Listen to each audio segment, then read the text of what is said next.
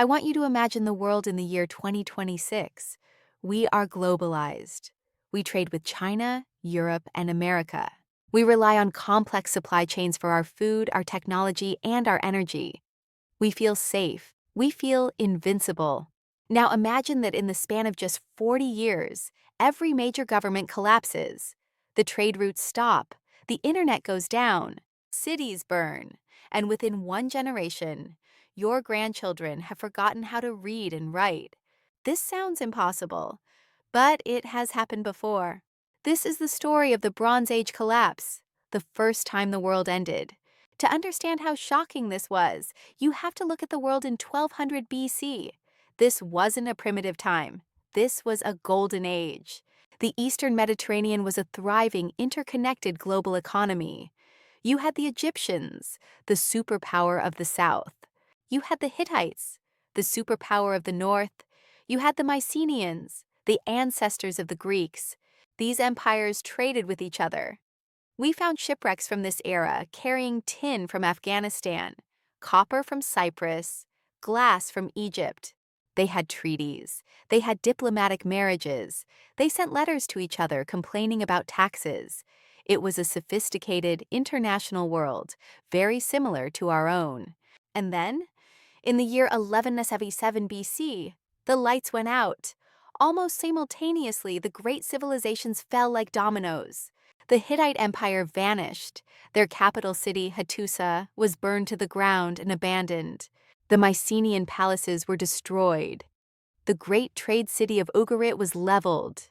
In the ruins, archaeologists found a clay tablet, a letter that was never sent.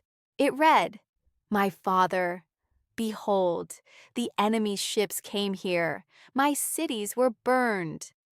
It was a final scream for help before the fire took them. So who were these enemies? Who killed the Bronze Age? The Egyptians called them the Sea Peoples.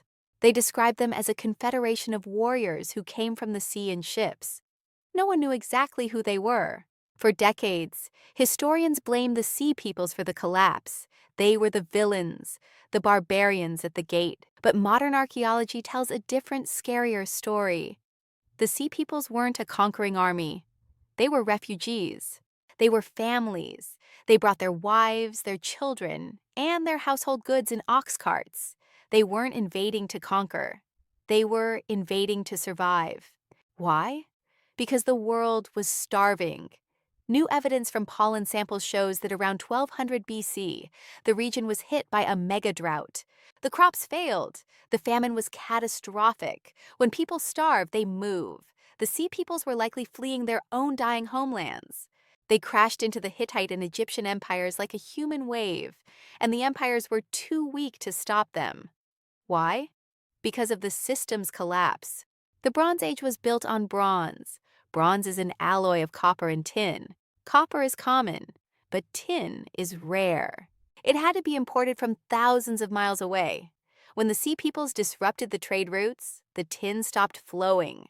Without tin, you can't make bronze. Without bronze, you can't make weapons or farm tools. The economy crashed. It was the ancient equivalent of running out of oil or microchips today. The complex system that made them rich became the very thing that destroyed them. When the dust settled, the world had entered a dark age. Writing disappeared. The linear B script of the Mycenaeans was forgotten.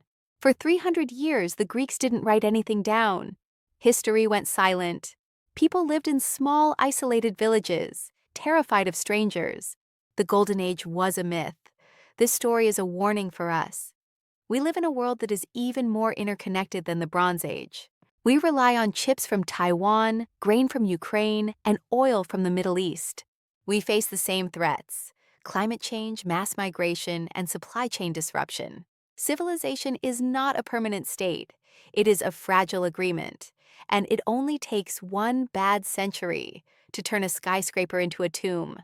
So look at the ruins of Hattusa. Look at the pyramids. They are reminders that nothing lasts forever. And the next time you see a supply chain issue on the news, pay attention. It might be the first crack in the wall. I am your host. History repeats itself. Subscribe.